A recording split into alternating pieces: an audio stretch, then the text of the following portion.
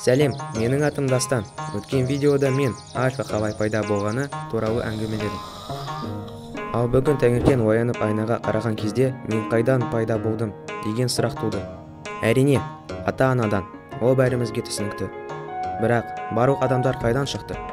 Интернетпен дұрыс пайдалануға мен әлі үйренген жоқпын. Бірақ альфа бәрін біледі. Сонымен кеттік. Альфаның айтқанына сенсек, мен маймылдан тудым.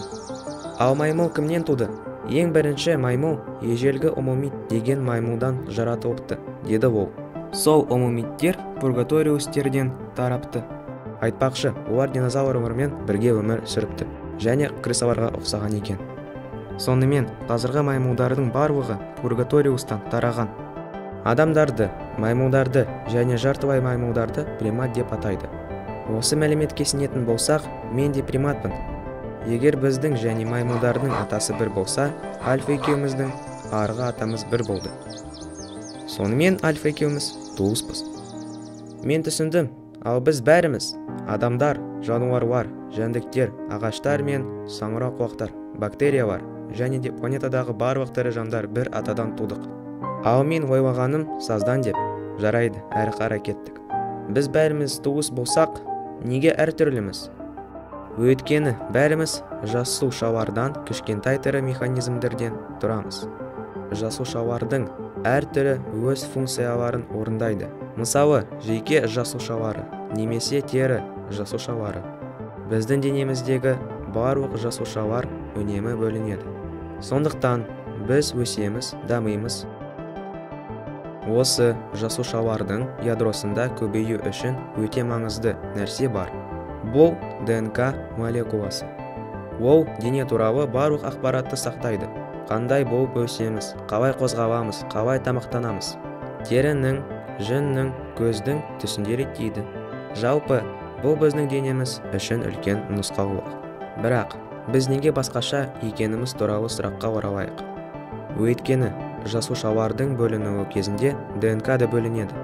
Кейде бөліну кезінде қателер орын алады. ДНК молекулалары аздап өзгереді. Бұл әртүрлі себептермен болады. Радиация, температура және тағы басқа.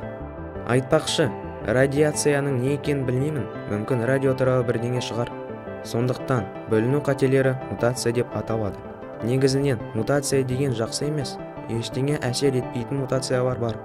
Бірақ бізге көмектесетін мутациялар болады. Олар өте сирек кездеседі. Сәтті мутацияға мысал келтірейік. Бұрын барлық аюлар қоңыр болатын. Күндердің бірінде мутация арқылы қоңыр аю ақ қонжықты дүниеге әкеледі.